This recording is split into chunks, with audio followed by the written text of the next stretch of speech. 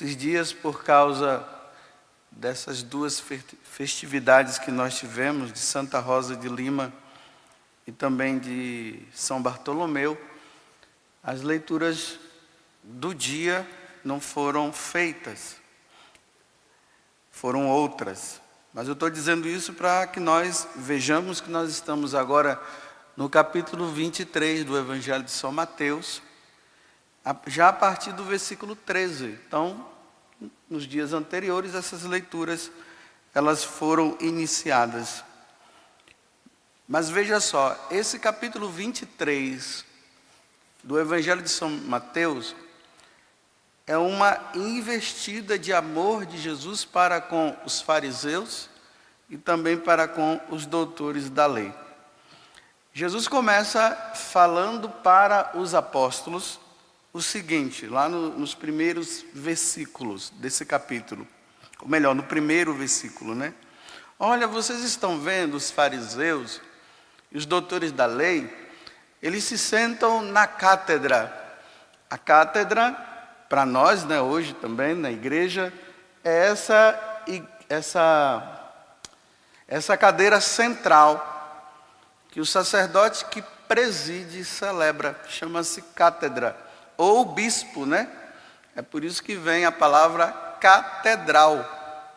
A catedral é a igreja onde o bispo senta e ali, é a cadeira, né? A igreja onde está a cadeira onde o bispo senta para o sacrifício do Senhor e anunciar a palavra de Deus para os seus fiéis, junto com os presbíteros que estão ali, que são os cooperadores dele. Então Jesus olha para os fariseus e doutores da lei e diz assim, e falando para os discípulos, olha, eles sentam na cátedra, eles têm a autoridade de falar,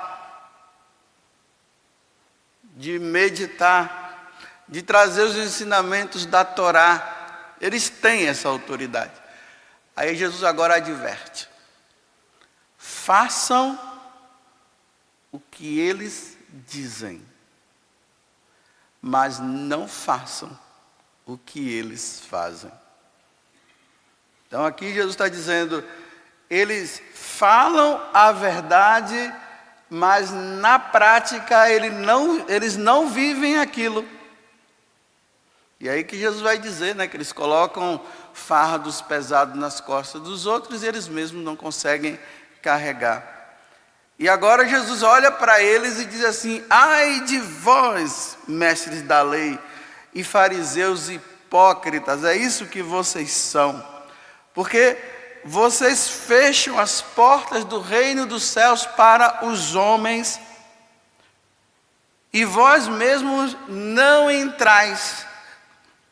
Olha, fala, não vive, faz o que eles dizem, mas não faz o que eles fazem. E agora ele está dizendo, vocês, mestres da lei, vocês fecham a porta do reino dos céus para as pessoas que se convertem, e vocês mesmos não deixam agora que elas entrem. Aí ele diz, vocês são capazes de andar vários quilômetros para converter alguém, e quando vocês conseguem converter, vocês tornam essas pessoas merecedoras do inferno, 2 vezes pior do que vocês. Então vamos trazer para o nosso dia a dia. O que é que Jesus está falando? Olha, ele está falando para as autoridades religiosas daquele tempo, que tinham o compromisso de levar as pessoas para o céu, e elas não estavam levando. Então vamos trazer para nós aqui agora. Ele está falando para mim, que sou sacerdote.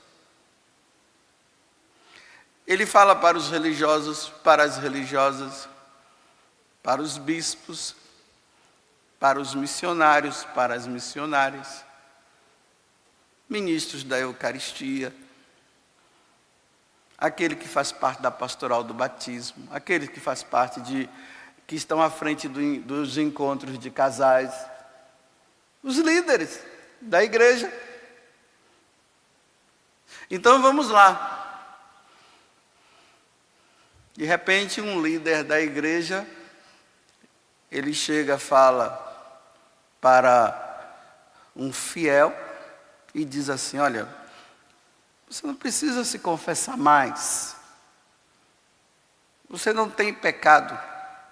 Não há necessidade hoje da confissão. Olha, está à frente, converte a pessoa, depois que a pessoa converte, impede. Você já viu aquela conversinha de pessoas que ficam dizendo assim: ah, você reza demais, não precisa rezar tanto. Para que rezar?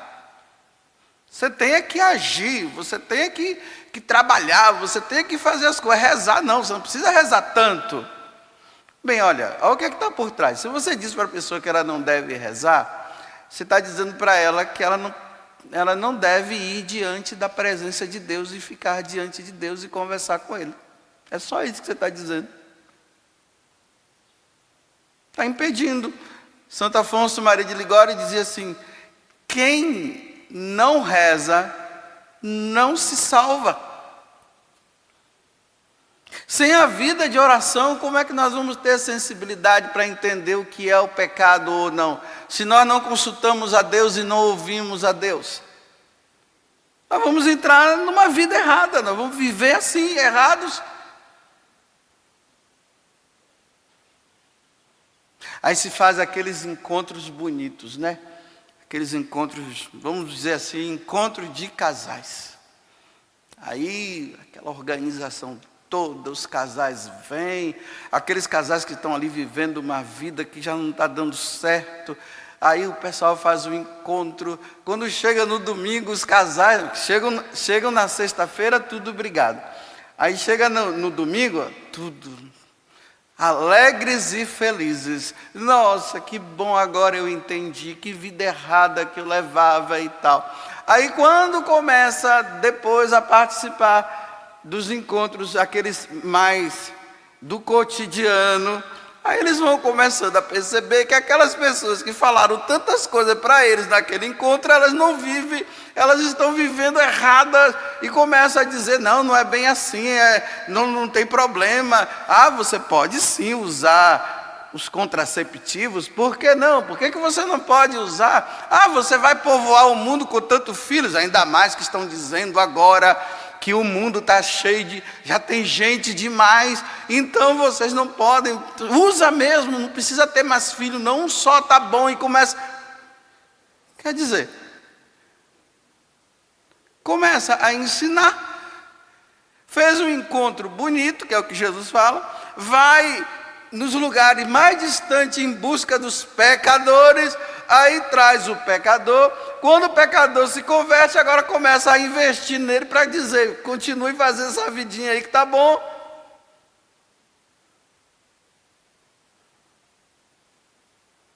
É só isso que Jesus está dizendo hoje para os fariseus. Então era melhor que essas pessoas vivessem, entre aspas, né? Era melhor que essas pessoas vivessem no mundão como estavam, porque agora que vem, muda, os de dentro que estão à frente, começa a dizer: não é bem assim, não é bem assado, faz isso e faz aquilo, não é problema. Não é problema o quê? Converteu para quê? Não entra no céu porque já está levando uma vida errada, por isso que não entra, mas está ali na igreja, fazendo as coisas, participando, fazendo tudo.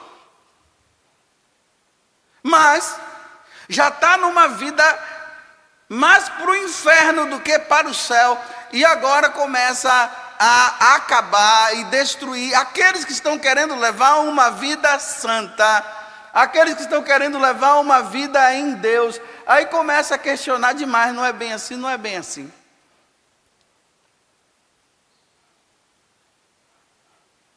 Tem uma pessoa que está na vida religiosa, que um dia estava indo para casa visitar minha mãe, e essa pessoa estava no ônibus, ela me conheceu e começou a falar, e disse que era era uma religiosa e tal, e nós fomos conversando. Só que ela disse que ela estava fazendo tipo uma experiência agora. A experiência dela era de sair do convento. Estava discernindo se iria sair do convento ou não. E eu, naquela atitude meio preocupado, né, fui, peguei o número do telefone dessa pessoa e tal. E de vez em quando, isso já vai fazer 1 ano, de vez em quando eu mandava uma mensagem: e aí, como é que tá? Estou caminhando, estou assim, estou caminhando e tal. Aí esses dias eu liguei: e aí? Ah, já estou pronto, eu vou para casa, vou ficar com a minha mãe. Fui falando assim, e eu preocupado: mas por quê? Aí começou a dizer: é que lá eu não aguento ficar lá. Que as minhas irmãs ficam falando que eu rezo demais. Que eu tenho que trabalhar. E ela diz: mas padre, eu trabalho, eu faço tudo, mas rezo, eu preciso rezar. Se eu não rezar, como é que eu vou continuar? Como é que eu vou levar minha vida de religiosa? Como é que eu vou viver e sair das tentações que são tantas? E um monte de gente na cabeça dela: não, você está rezando demais, você não tem que rezar mais. Porque parece que rezar virou problema, né? Eu comecei a dizer: não, você não faça isso. Não larga, não.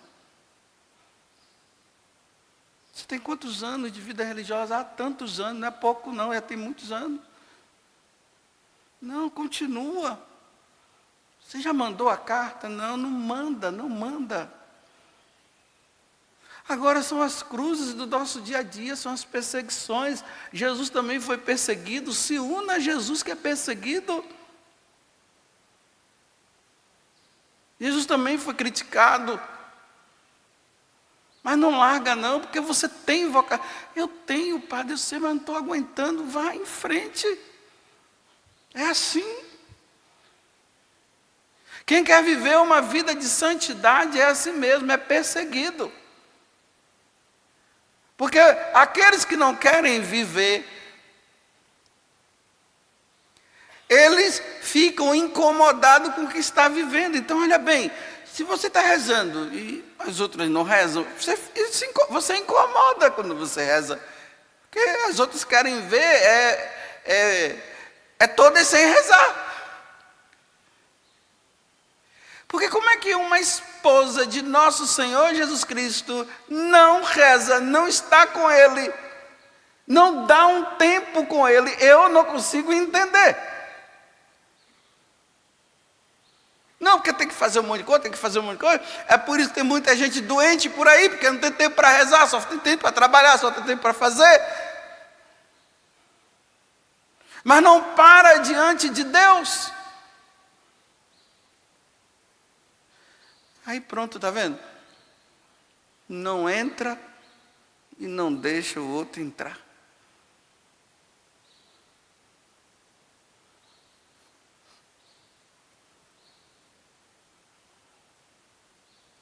Hoje é um dia para que eu e você façamos uma revisão de vida. No sentido assim, olha, a minha vida está levando o outro. Não é que você tem que ficar dando exemplo, mostrando para os outros, não é isso. Mas a sua vida e a minha vida leva o outro para o céu ou a impede de entrar? É só isso que nós temos que meditar hoje, diante do que Jesus está falando para os fariseus hipócritas e para aqueles doutores da lei também. Porque se eu sou cristão, eu sou católico, e a minha vida não leva o outro à santidade e à eternidade, então eu estou perdendo tempo. Porque hoje está tudo bem assim, não precisa exagerar. A questão não é que precisa exagerar, é que as pessoas estão tão tão relaxadas na vida com Deus, que quando elas veem alguém rezando, ela acha que o outro é radical, mas o outro não é radical. É que está numa vida relaxada. Porque quem é que reza tanto? Ninguém. Era para nós vivermos constantemente em adoração diante de Deus, como os anjos ficam, porque os anjos não trabalham, os anjos não ganham dinheiro, os anjos estão diante de Deus, a vida deles é para Deus. Mas como nós estamos nesse mundo e a gente tem que comer, tem que trabalhar, então a gente tem que, de vez em quando, embora até no trabalho nós deveríamos estar sempre em sintonia com o meu Deus, com Deus, mas as atividades do dia atrapalham de nós estarmos. Então, tem alguns que conseguem, né? Dar um jeitinho aqui, dar um jeitinho lá, diante dessas atividades todas que tem, elas conseguem ter um tempo maior para Deus. Aí o outro fica com inveja, eu não sei se é inveja, se é ciúme, se é desgosto, porque não consegue mais. Aí fica atazanando a vida do outro, que quer levar uma vida de santo. Atrapalhando o outro.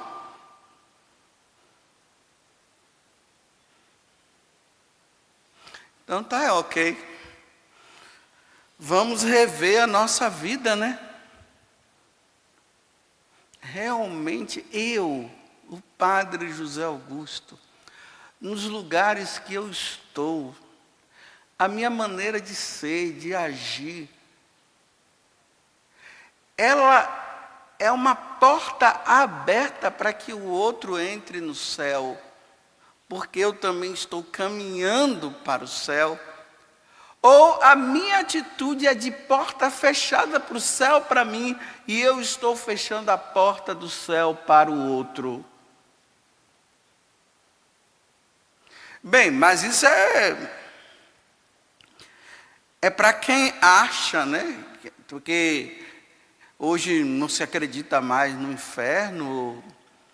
Como eu tenho dito, as pessoas estão tão convictas que Deus é amor e Deus é misericórdia e que Deus não é justiça coisa nenhuma. Está tão impregnado que as pessoas não conseguem mais enxergar que ela poderá perder a alma dela um dia, porque Deus é amor e Deus é misericórdia. Então ela está tão assim impregnada disso que para ela vai sempre dizer assim: Deus é misericórdia. O que me alegra é que Deus é misericórdia. E ela continua fazendo erro, né? Ela diz: Deus é misericórdia.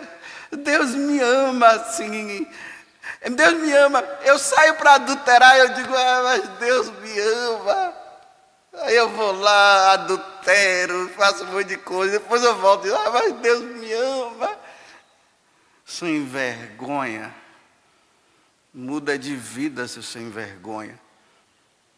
E pare de ficar manipulando a misericórdia de Deus com seus atos errados.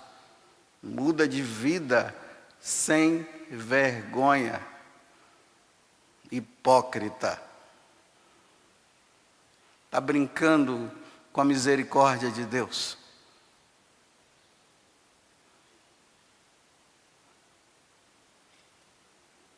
Não brinquemos, meus irmãos. Mais uma vez eu vou dizer o que São Paulo falou à comunidade dos Gálatas, lá no capítulo 6. Com Deus não se brinca. Aquilo que tu semeares, colherás. Quem semeia na carne vai colher. E quem semeia no Espírito vai colher. Quem semeia na santidade colherá. Quem semeia na hipocrisia vai colher também. Não brinquemos com Deus, porque esse ai que Jesus está falando para os fariseus, e amanhã tem mais ai. Deixa eu ver aqui. Tem. Amanhã tem mais ai também. Vai ter mais. Não brinquemos com a misericórdia de Deus. A pessoa vive junta com outra, não procura o tribunal eclesiástico e tem coragem de dizer para o outro assim: a minha consciência não pesa. A consciência está tão impregnada do pecado que aquilo ali já se tornou tão normal que a pessoa não enxerga que ela está errada. E ela diz: minha consciência não pesa. E aconselha os outros a viverem assim também. Em vez de dizer: olha, busca o tribunal eclesiástico, vai tentar resolver, viva na castidade, luta, vai aí. Não, diz assim: não, está liberado, a igreja liberou. Está tudo livre agora, todo mundo pode viver e fazer o que quiser, porque Deus é amor. Tudo da Canção Nova em um só lugar. Canção Nova Play.